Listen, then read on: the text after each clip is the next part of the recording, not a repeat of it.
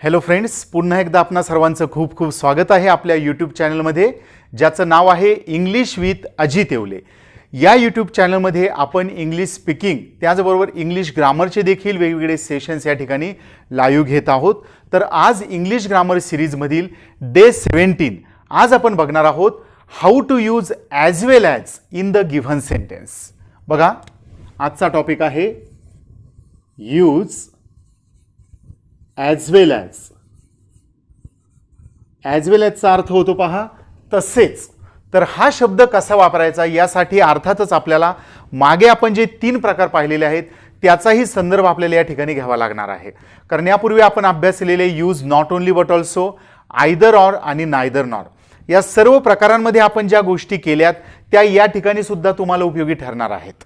तर आता एक्झाम्पलमधून आपण त्या सगळ्या गोष्टी या ठिकाणी रिवाइज करू आणि कशा पद्धतीने अगदी सहज वाक्यात आपण ॲज वेल ॲज वापरू शकतो हे आता या ठिकाणी पाहूया. बघा, एक्झाम्पल आहे वी हॅव लक्ष्मी,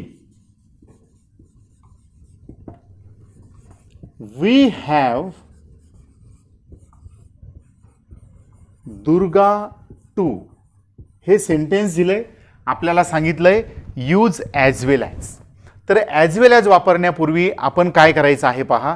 सर्वप्रथम दिलेल्या वाक्यातील टू, ऑल्सो, बोथ, अँड यापैकी जर काही शब्द असतील तर ते काढावे लागतील आपल्याला.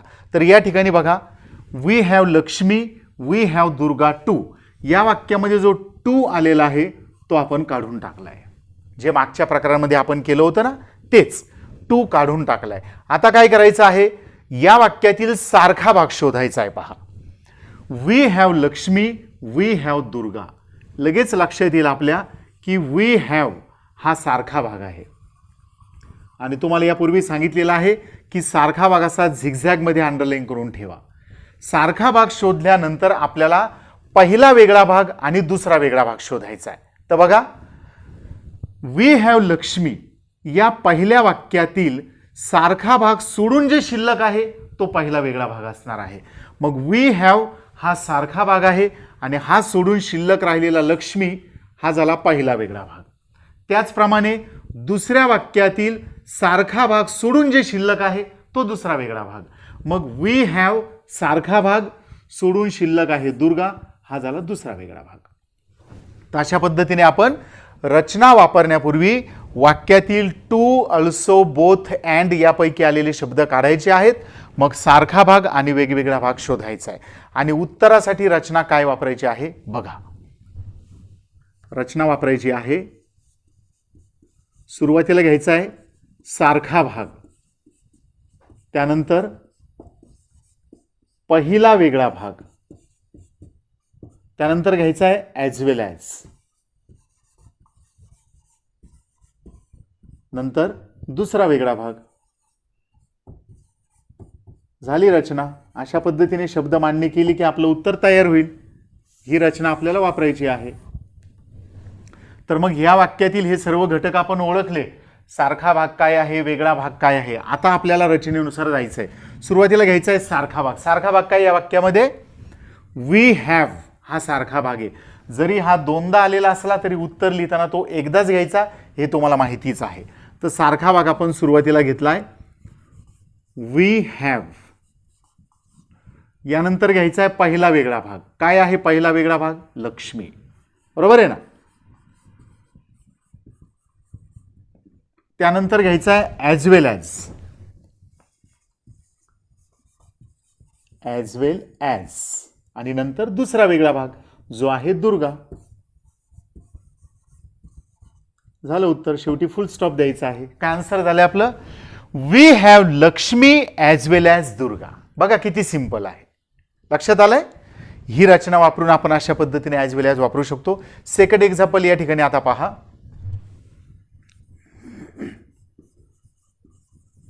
देर आर ट्रेंड पायलट्स,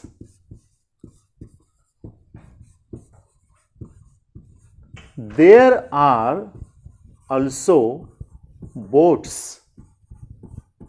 बघा, ॲज वेल ॲज वापरताना सर्वप्रथम आपण काय करणार आहोत, वाक्यात जर टू, अल्सो, बोथ, अँड वगैरे दिसला तर तो काढायचा आहे का बघा. देर are trained pilots, there are also boats. तर हा अल्सो आपण आधी काढलाय. आता पुढे काय करायचं आहे, सारखा भाग शोधायचा आहे. काय सारखा भाग आहे, देर are trained pilots, there are boats. लगेच लक्षात येईल आपल्या, there are is the similar part in both of the sentences. There are हा सारखा भाग झाला. आता पहिला वेगळा भाग आणि दुसरा वेगळा भाग शोधायचा आहे. माहितीच आहे ना, पहिल्या वाक्यातील सारखा भाग सोडून काय शिल्लक आलंय, ट्रेंड पायलट्स. हा झाला पहिला वेगळा भाग. आणि दुसऱ्या वाक्यातील सारखा भाग सोडून काय शिल्लक आहे, बोट्स. हा झाला दुसरा वेगळा भाग. ओके, आता सुरुवातीला घेऊ आपण रचनेनुसार सारखा भाग जो आहे देर आर. हा, पुढे पहिला वेगळा भाग काय, ट्रेंड पायलट्स. हा, त्यानंतर ॲज वेल ॲज. आणि शेवटी दुसरा वेगळा भाग जो आहे बोट्स. बघा, उत्तर कधी तयार होतं आपल्याही लक्षात येत नाही जर आपण रचनेनुसार शब्द टाकत गेलो तर. आणि रचनेनुसार योग्य शब्द घेण्यासाठी आपल्याला त्या अगोदर दिलेल्या वाक्यात सारखा भाग, वेगळा भाग काय काय आहे हे शोधता येणं गरजेचं आहे. पहा, लक्षात आलंय. हा, उत्तर झालंय there are trained pilots as well as boats. Next example पहा. Doctor Bose saved space. He also speeded up his experiments.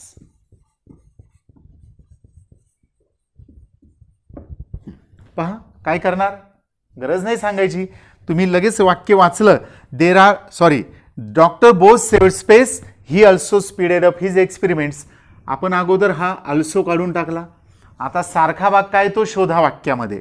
बघा बरं नीट लक्षपूर्वक. हा सारखा भाग काय दिसतोय तो बघा. डॉक्टर बोस सेव्ड स्पेस, ही स्पीडेड अप हिज एक्सपेरिमेंट्स.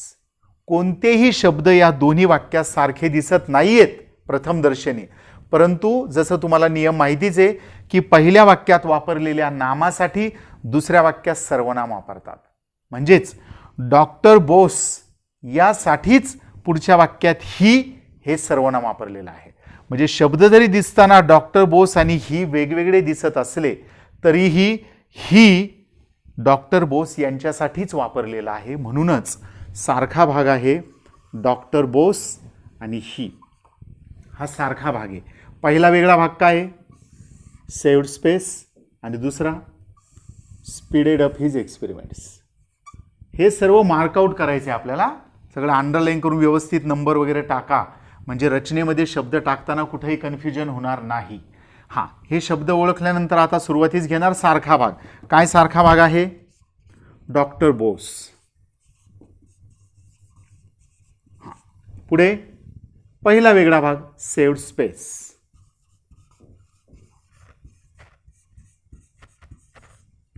त्यानंतर ॲज वेल ॲज. आणि पुढे दुसरा वेगळा भाग जो आहे speeded up his experiments. Speeded up his experiments. Okay, बघा आन्सर काय झालंय, doctor Bose saved space as well as speeded up his experiments. Okay, समजलंय. हां, नेक्स्ट एक्झाम्पल पहा. आता हे जे आपण पुढचं एक्झाम्पल पाहणार आहोत यामध्ये थोडासा वेगळेपणा आहे. पहा, तुमच्या लक्षात येईल तो जर तुम्ही मागचा व्हिडिओ पाहिला असेल. मागचे जे टॉपिक्स आपण पाहिले, not only but also, either or आणि नायदर नॉर, या सर्व प्रकारांमध्ये आपण जी गोष्ट केली आहे ती टीपमध्ये तीच या ठिकाणी करायची आहे. बघा आता नेक्स्ट एक्झाम्पल या टीपला लागू पडतंय का बघा तुम्ही. हा एक्झाम्पल आहे, Kerala produces rubber,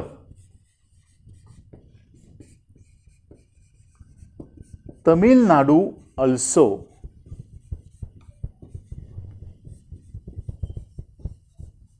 produces rubber.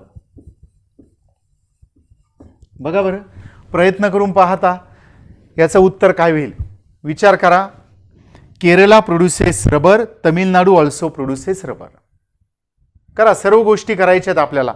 अगोदर आपण हा अल्सो काढून टाकलाय. आता सारखा भाग काय तो शोधा.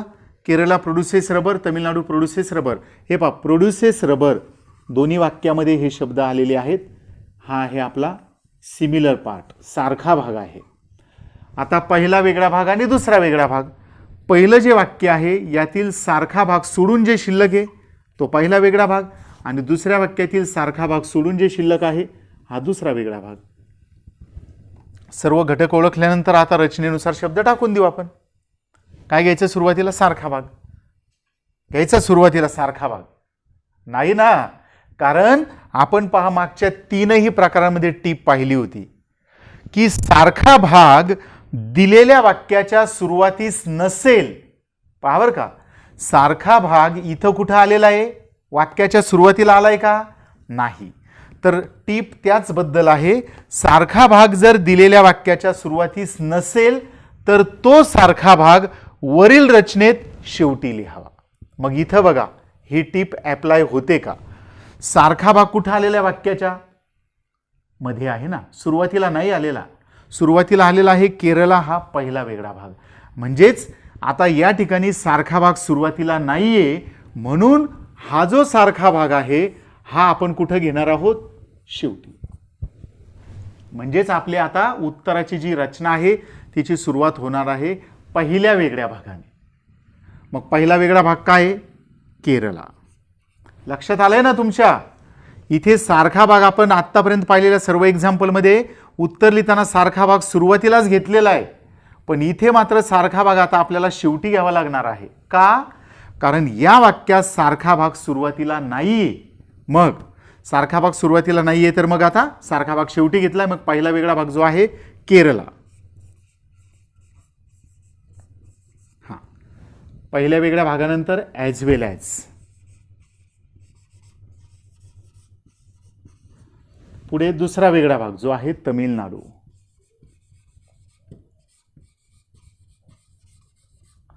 आणि पुढे दुसरा वेगळ्या भागानंतर इथं स्टार दिलाय म्हणजे काय करायचंय? हा सारखा भाग शेवटी घ्यायचा आहे आपल्याला.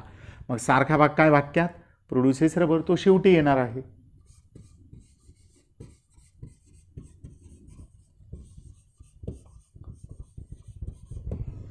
काय आन्सर झाले पहा? Kerala as well as Tamil Nadu produces rubber. Okay, समजलंय का? सारखा भाग सुरुवातीला नसेल तर सारखा भाग रचनेत आपण शेवटी घेतलेला आहे. आता या ठिकाणी हा प्रकार संपलेला नाहीये. अजून दोन टाईपचे सेंटेन्सेस आपल्याला बघायचे आहेत. इथं आपल्याला पहा दोन वेगवेगळे वाक्य दिलेले असताना ॲज वेल ॲज कसा वापरायचा आहे ते आपण पाहिलेलं आहे.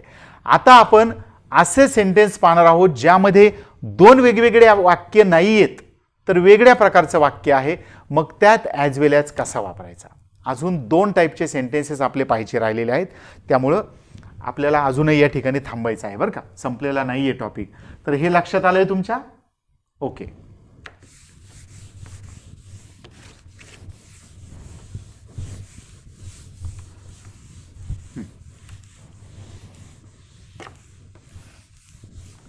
बघा आता नेक्स्ट या ठिकाणी आपण जे बघतोय त्यामध्ये आता दिलेल्या वाक्यामध्ये जर अँड हा शब्द असेल तर कशा पद्धतीने आपण उत्तर लिहू शकतो ही टिप आपल्याला या ठिकाणी मेन्शन करायची आहे. बघा,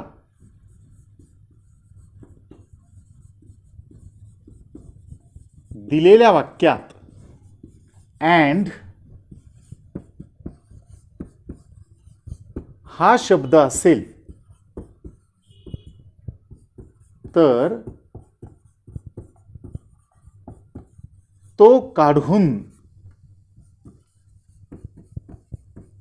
त्या जागी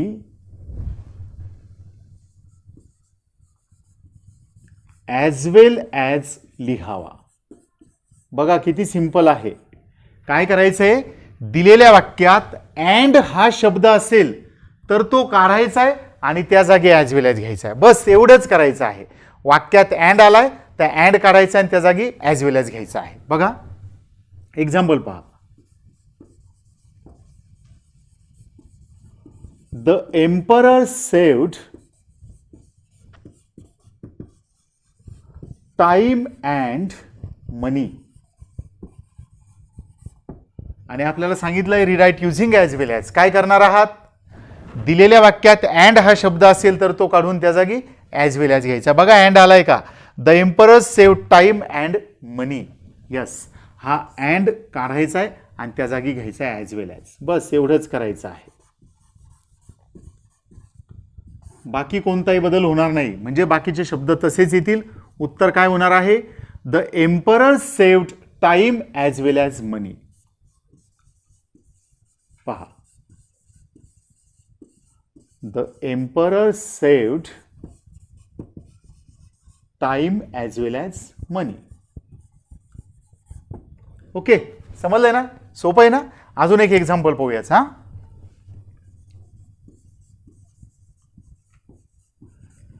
Granny took the thieves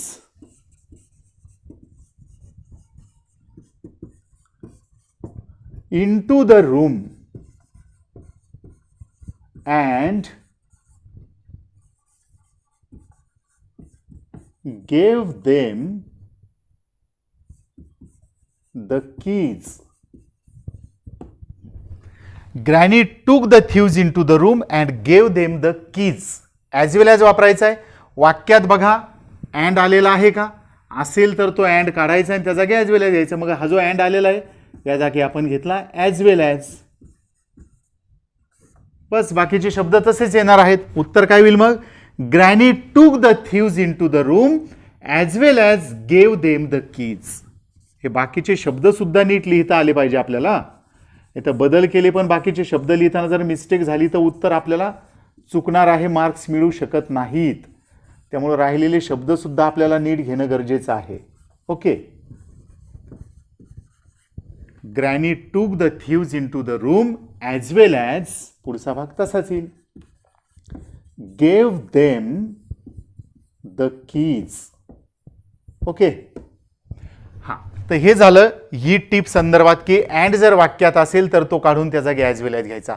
आता अजून एक शेवटची टीप आपल्याला पाहिजे आहे. बघा, महत्त्वाची आहे ती टीप आहे, दिलेल्या वाक्यात आपल्याला वापरायला सांगितलेलं आहे ॲज वेल ॲज, पण दिलेल्या वाक्यात जर नॉट ओनली बट ऑल्सो ही रचना आलेली असेल तर मग ॲज वेल ॲज कसा वापरायचा ते या ठिकाणी आता आपण पाहू.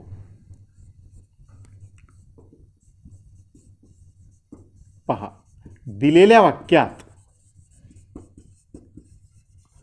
Not only dash dash but also हे शब्द असतील. नीट बघा, एकदम सिंपल आहे. तिसऱ्या टाईपचं सेंटेन्स आहे आपल्याला ॲज वेल ॲज वापरतानाचं. सुरुवातीला आपण पाहिलं दोन वेगवेगळे वाक्य असतील तर ॲज वेल ॲज कसं वापरायचं, नंतर पाहिलं वाक्यात अँड असेल तर ॲज वेल ॲज कसं घ्यायचं, आणि आता बघतोय वाक्य जर नॉट ओनली बट ऑल्सो हे शब्द असतील तर ॲज वेल ॲज कसं वापरायचं. तर दिलेल्या वाक्यात not only dash dash but also हे शब्द असतील तर ते काढून बघा, ते काढून टाकायचे आहेत. नॉट ओनली आणि बट ऑल्सो दोन्हीही काढायचे आहेत. ते काढून बट ऑल्सोच्या जागी ॲज वेल ॲज लिहावा. बघा, नॉट ओनली आणि बट ऑल्सो आला तर नॉट ओनली आणि बट ऑल्सो दोन्ही काढायचे आणि बट ऑल्सोच्या जागी आपल्याला घ्यायचं आहे ॲज वेल ॲज. बघा, एक्झाम्पल पहा, the people wear not only rich but also powerful. The people wear not only rich but also powerful, आणि आपल्याला सांगितलं ॲज वेल ॲज वापरा. काय करायचंय, नॉट ओनली काढायचा आहे, बट ऑल्सो पण काढायचा आहे आणि बट ऑल्सोच्या जागी ॲज वेल ॲज घ्यायचा. म्हणजे या बट ऑल्सोच्या जागी येणार आहे ॲज वेल ॲज. उत्तर काय होईल मग, the people were rich as well as powerful. Not only आणि बट ऑल्सो दोन्हीही काढलेले आणि त्याच्यानंतर आपण काय केलंय, बट ऑल्सोच्या जागी ॲज वेल ॲज घेतलेला. बाकीचे शब्द तसेच घेताना पहा, द पीपल वेअर, हा तर काढला, पुढे काय आला, रिच, हां त्यानंतर ॲज वेल ॲज, इथे जोडून घेऊ आपण उत्तर लिहिताना, गॅप नाही ठेवता येणार ना, ॲज वेल ॲज, पुढे पॉवरफुल.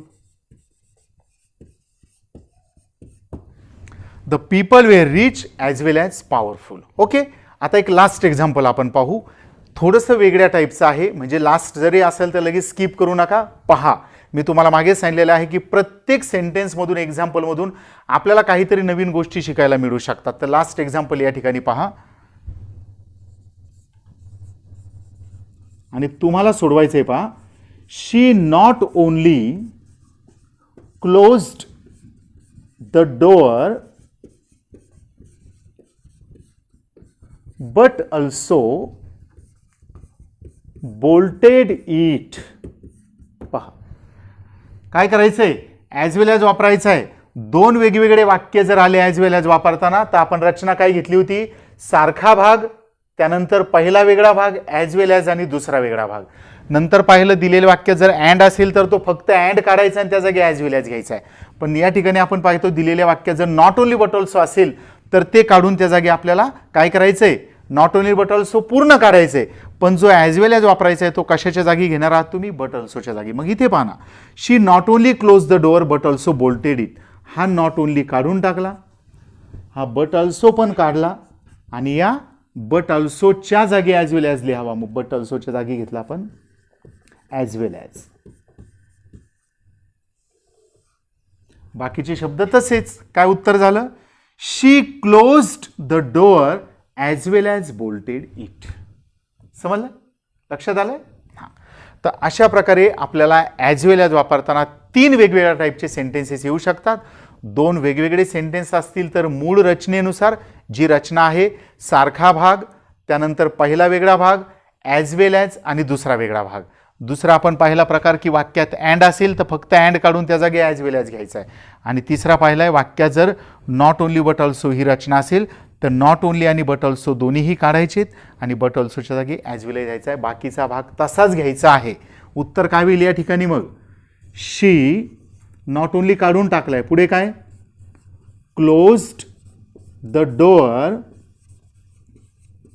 हां त्यानंतर बट ऑल्सोच्या जागी ॲज वेल ॲज आलेला आहे ना, तो जोडून घेऊ आपण, ॲज वेल ॲज आणि पुढे बोल्टेड इट. कंप्लीट आन्सर झाले, she close the door as well as bolted it. समजलंय. तर अशा प्रकारे हा प्रकार या ठिकाणी आपला संपलेला आहे. तुम्हाला व्यवस्थित कळालेला असेलच अशी अपेक्षा करतो. गरज वाटली तर तुम्ही पुन्हा एकदा रिपीट करून पाहू शकता. आणि पहिल्यांदा चॅनलला व्हिजिट करत असाल तर हा चॅनल सबस्क्राईब करा, जेणेकरून तुम्हाला संपूर्ण इंग्लिश ग्रामर या ठिकाणी वेगवेगळ्या सेशनमध्ये पाहायला मिळेल. आणि आपल्या इतर ग्रुप्स कॉन्टॅक्ट्समध्येही शेअर करा, अशी या ठिकाणी मी तुम्हाला रिक्वेस्ट करतो. Okay, thank you.